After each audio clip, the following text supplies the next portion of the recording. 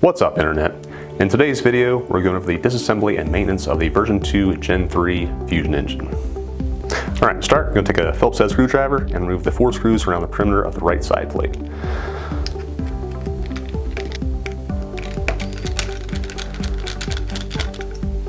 Alright, once those are removed, the plate just lifts off. There's nothing spring-loaded underneath, so it's going to jump out at you. And there you go. Alright, just get out of the way. We're going to unplug the wire harness. That just pulls straight out of the header. I'll set that over there. Alright, now you're going to remove the button head screw under the front of the cylinder. So use a 3/32 Allen wrench for that.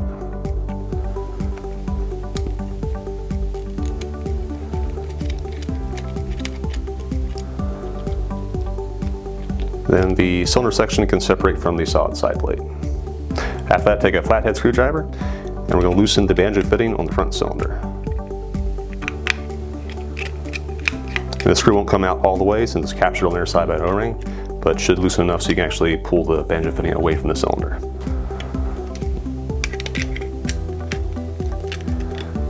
Like that. Alright, now we're just going to take the front cylinder, unscrew it counterclockwise from the center cylinder. Underneath we're going to have a spring, pull that off, and nozzle inside the front cylinder. Alright, next, flathead screwdriver again. Going to loosen the banjo fitting on the center cylinder.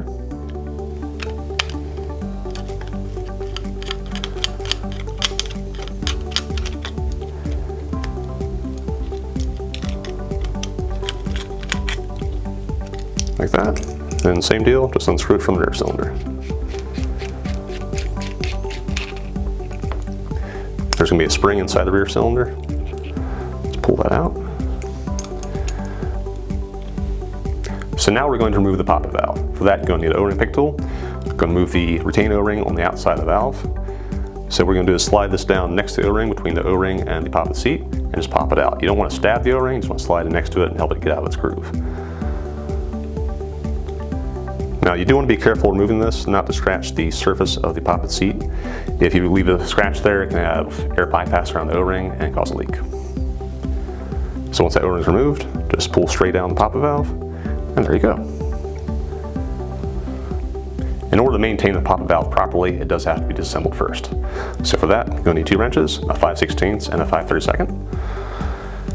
And what we're going to do, lock it into the wrench flats on the poppet stem and on the poppet base. And just break it loose carefully and unscrew it from the stem.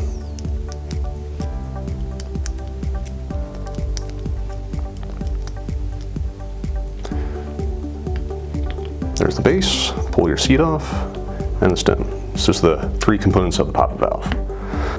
Alright, so that's as far as you need to go for general maintenance. We're going to take it a step further and show you where the O-rings are located and how to remove them, though it's not always necessary to do this while performing general maintenance. Alright, now to clean the system, you're just going to take a clean cloth that will not leave lint behind, and just wipe down the components of the system and remove any old grease and dirt. Alright, so front cylinder, just going to wipe out the inner bores.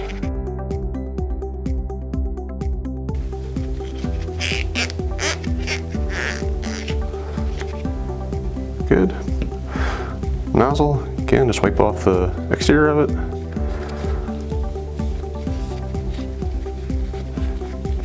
Also the inner bore in the back.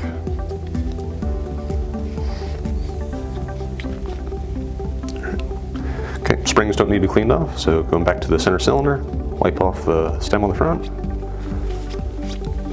and the inner bore in the back. Now the center cylinder does have some hard edges in the back, so just make sure that those edges tear off some of the fibers of the cloth when you're cleaning it. Alright, all good. Moving on to the poppet valve, going to take our stem, again wipe down the externals of it. Make sure the threads are nice and clean. There's Loctite on here from the factory, so clean that off before reassembling.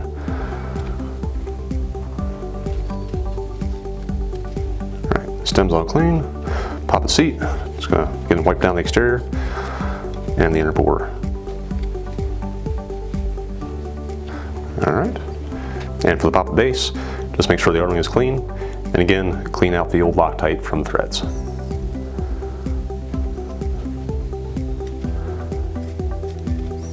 Alright, so in this system you don't have to remove the O-rings for cleaning, so it's a number of floating glands and therefore dirt really doesn't get underneath of them.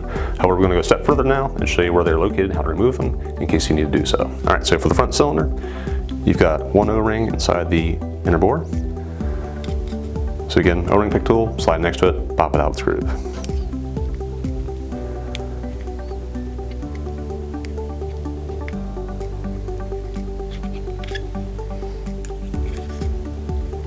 There we go. And then to reinstall it, you will need some tweezers. And I do recommend actually inserting from the front of the cylinder so there's less distance to have to reach in. So again, I'm just going to tuck it down in there, tuck it in the groove, and then poke it in the rest of the way. Alright, just make sure everything is properly seated in the O-ring groove. And then for the nozzle, you've got one external O-ring and one internal O-ring. For the external O-ring, you can usually just pinch it to the side and roll it out of its groove. So just pinch to the side and roll it out. Now for the nozzle's inner O-ring, you're going to need an O-ring pick tool. So again, just slide in next to it, pop it out of its groove. And once it's out of the groove, just pull it out the back, and there you go. Alright, to reinstall that O-ring, I do recommend some tweezers. I'm just going to grab the O-ring, insert from the back, and tuck it in the groove, and then poke it in the rest of the way. Just tuck it in one side, kind of work the rest of it in. Make sure it's nice and even in there. That's installed. The exterior one, recommend coming in from the front. I'm just going to pinch to the side, roll it into this groove, and there you go. Now there is one O-ring inside the bore of the center cylinder, and it's a little tricky to get to, so you will need an O-ring pick tool. And it's a little hard to see, but if you hit the light just right, you can see where it begins and the cylinder ends. So again, just tuck it in next to it, pop it out. Once you get it popped out, just hook it, pull it straight out. There you go. Again, to reinstall it, tweezers are going to help. Same method as the nozzle, just tuck it in one side and poke the rest in. Once in there, just make sure you can see straight through the bore and it's not sticking out on one side. And there you go. All right, moving on to the Poppet valve. The stem, there is one O-ring on the sail of the Poppet valve. So again, just pinch to the side and roll it out its groove. So it's really easy. There you go. And then just to reinstall it, pop in the groove and roll it around. There you go. For the seat, it's going to be one O-ring inside the inner bore. Usually access it better from the flat side of the seat. You can just tuck it in next to it and pop it out. Like that. Alright, again, to reinstall it, tweezers definitely are helpful. Just tuck it into that groove and poke it in the rest of the way. There you are. Alright, for the O-ring on the Poppet base, it's actually better to thread onto the stem a little bit, just to get you more gripping surface. Then you're going to need your O-ring pick tool. Now this is a 90 diameter O-ring, so it's a lot harder, so it's going to be a little stiffer to get out of its groove. But again, just slide it in next to it and pop it out. Alright, there you go. To reinstall it, probably better to unscrew this from the stem. You can slide it on from the back side, which is a little thinner. So you can just tuck it in one side, roll it around. Now again, for basic maintenance, you typically do not have to remove the O-rings, but in case you have to do so, in case they get dirty or damaged in some way, now you know how to do them. Alright, so let's get everything re-greased and reassembled. When it comes to reassembling the Poppet valve, the first thing we're going to want to do is clean the threads that the base screws onto. Again, there was Loctite here before, and if any grease had gotten onto it, the Loctite will not adhere correctly to the surface. So, best thing to do is clean off with alcohol. That'll remove any oils that are left behind. Wipe that off. Allow time for the alcohol to evaporate and the surface to dry before you apply the new Loctite. For lubrication, we do recommend Tech T gun salve grease. This grease is engineered for HP applications. Now, the next thing we're going to do is actually lubricate the stem and reassemble it before putting the base on. So for that, I'm going to lubricate the stem right here. I'm going to lubricate between the holes and the surface of the sail. Now, you don't need a lot of grease, just a thin yet noticeable layer is all you really need here. All right, once that's done, I'm going to take our base, just kind of do a little smear for that inner O-ring, and carefully slide it over top of the front of the stem without getting it on the threads. There we go. And now we're going to apply Loctite to the threads on the stem. So this is blue surface removable Loctite, so medium strength. You don't want to use the red stuff or you'll never get it apart. So there's a small drop on there. And thread on the base. Again, take your 2 wrenches, using the wrench flats. And not going to tighten this down too much, it's just snug. If you really torque down, you risk breaking, so just snug, that's all you need. And another good thing to do is take a cloth, you're going to wipe in between the base and the sail to remove any grease that's in there. If there's grease in that section, it can actually cause a suction and your valve might not open as consistently as it should. So just slide the cloth into the gap in between the 2 components and clean out the excess grease. Alright, pop valve's all done. Alright, before installing it into the center cylinder, we're going to grease the tip of the stem as well as the O-ring on the sail. So again, we're just applying just a light amount of grease here. Alright, good to go. Now I'm just going to drop it into the center cylinder, opening goes in first. Kind of click in place. We're going to take our retaining O-ring and pop it into the groove around the side of the Poppet valve. And just kind of tuck it down in there until it pops into its groove. Just make sure it's nice and uniform in there, it's not bunched up in any place, and you're good to go. Alright, for the nozzle, we're going to be lubricating the center section. So just a thin layer of grease is fine here, as well as on the outside O-ring. Alright, then for the inner O-ring, just going to give a little swirl in there. The main part of the grease will be carried by the stem on the center cylinder. Alright, so now we're going to assemble the front cylinder with the nozzle. So just drop it in there, slide it through, like that. Then take your center cylinder, going to apply the layer of grease to the stem. This is the bearing surface for that inner O-ring, so that's going to grease that. Alright, then slide a spring over the stem and screw on your front cylinder assembly. Okay, so that covers basic maintenance for the Fusion engine. We're going to go a step further now and go into the rear cylinder as well as the solid side plate and show you how those components come apart.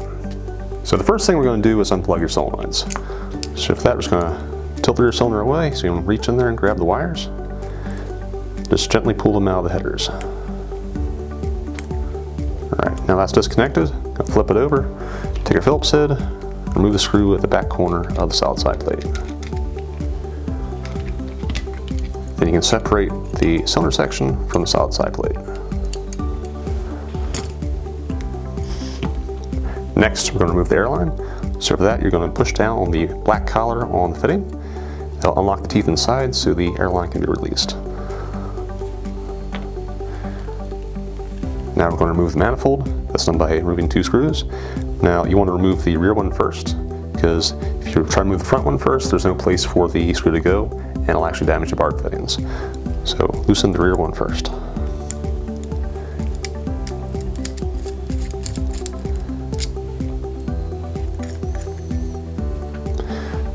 Alright, then just lift off the manifold. Inside you got 2 little O-rings there. Lift out your solenoids. You got 2 more O-rings in the cylinder. And these O-rings just sit into a counterbore, so they really just pop right out like that. I'm not going to remove all of them, but that's how you do it. So reinstall it, just kind of drop it back into the counterbore. It'll stay in place. And that's the same with the cylinder as well. You got 2 O-rings there. Now, when you go to put the solenoids back in, take note of their location. So one solenoid has a black mark on the plug. That is the one that controls your Poppet valve. That should be on the left-hand side of the cylinder. So just keep that orientation when you reassemble it. And as far as how they fit in the cylinder, the sides with 2 holes should be facing the cylinder. The side with 1 hole should be facing the manifold. Alright, now just tuck the wires on the left-hand side. Take your manifold, drop that down over top of it. Now you're going to tighten the front screw first.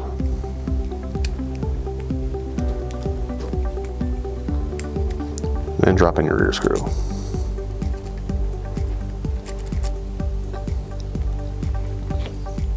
Okay, now just take your airline and it's going to press into that fitting. Make sure it locks in place. Okay, before we continue, I'm going to go onto the solid side plate and show you how that comes apart. So take a Phillips head screwdriver, going to remove 2 screws from the trigger mount. So the long one is from the front, short one's the back. Lift that off.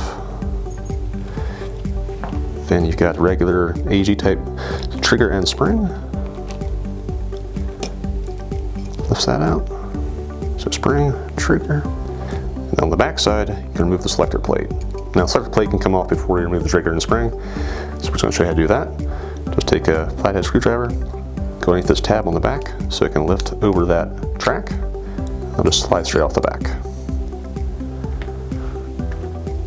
Alright, now for the safety assembly, there's one little Phillips head screw that holds it together. So take that out. This is just the same as on a regular version 2 gearbox. It's a screw, spring, and the lever assembly is 2 pieces. Alright, so there's 2 screws holding on the switchboard. So take a 1/16 Allen wrench and remove those.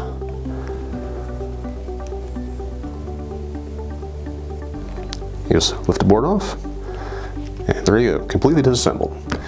Now let's reassemble it. Reverse order, reinstall your switchboard.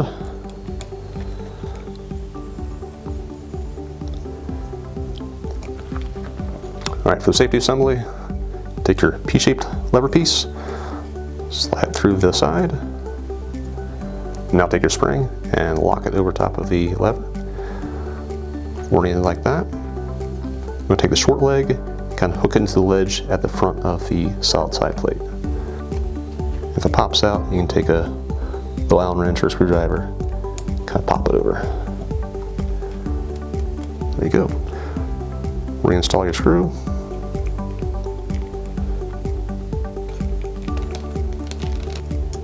And when you tighten down the screw, you don't want it too tight because you actually jam up the lever. So just make sure that it has good spring action after you're done. Alright, reinstall your selector plate. Kind of drop that in the tracks. Be very careful, the micro switch is kind of delicate, so don't try and push up on it or forward on it. So drop it down on top of it, and then slide the plate forward. And with this forward like that, just press that tab down, make sure it can't slide back off the back. To reinstall the trigger, you're going to first take your spring, lock the short leg into the hole on the spur of the trigger. So oriented like this. And then holding that together, take the long leg of the spring and lock it into the ledge at the bottom of the solid side plate. And then just keep downward pressure and carefully drop the axle into the hole. It might take you a few tries, but that is the best way to do it. Alright, now just install the trigger guard. Drop that on. And if you keep your fingers right here, you actually feel if there's a ledge in between the trigger guard and the solid side plate. Just pinch it together vertically so there's no gap. Nice and flush. Just hold it there, drop in the long screw in the front hole, short screw in the rear hole, and tighten them down. Okay, now that's back together. Time to reassemble the engine. Okay, so take your rear cylinder, and again, tuck those wires over the airline like that, and kind of hold in place with your finger. And also make sure that the wires are tucked down in this channel behind the screw hole. Then take your solid side plate, slide that on, again being very careful not to pinch the wires. Line up the screw hole at the very rear corner. And we do recommend using Loctite on the screws just to make sure they don't vibrate loose. So again, the medium strength blue Loctite is what you want. Just a little dab of that on the screw.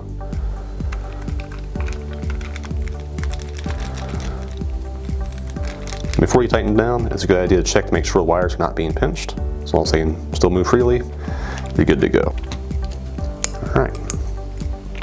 Now we go to plug them back in. Again, one's going to have a black mark on the bottom. That should go into the bottom header, marked J2. If these are not plugged back in correctly, the system will still operate, but it will not be able to feed correctly. Alright, you can just press down on those, make sure they're plugged in nice and tight, and just tuck the wires down towards the bottom of the grip. Now we're going to assemble the front and center cylinders at the rear. We're going to drop our spring down there, and there's a boss in the bottom of the rear cylinder this kind of sits down onto. And once that's in place, just take your front and center cylinders and you can line up the end of the poppet valve into the center of that spring. Then just screw the whole assembly on. All right, now just time to reattach the barb fittings. So take your flathead, kind of line up that tip of that screw into the hole first. And get started. You can also turn the screw backwards to find the threads a little easier. Once they're down in there, go ahead and snug it down. And again, just snug is good. You don't have to torque it down. It's going to seal against the O-ring. It's just snug is good. All right. Then the front one goes into the second hole back. Then just snug it down. And it's a good trick to keep your thumb against the barb fitting to keep it from rotating as you screw it down. There you go.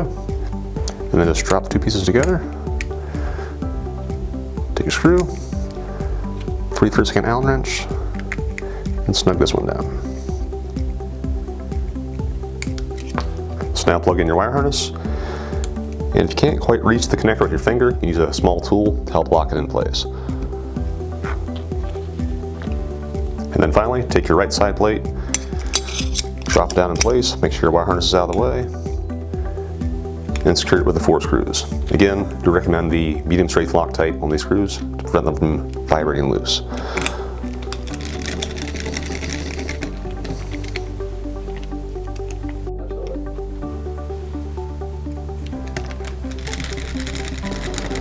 Alright, that covers maintenance on the Fusion engine. Be sure to check out our YouTube channel for more tech videos and tutorials. And as always, if you want to see something in particular, comment below. See you later.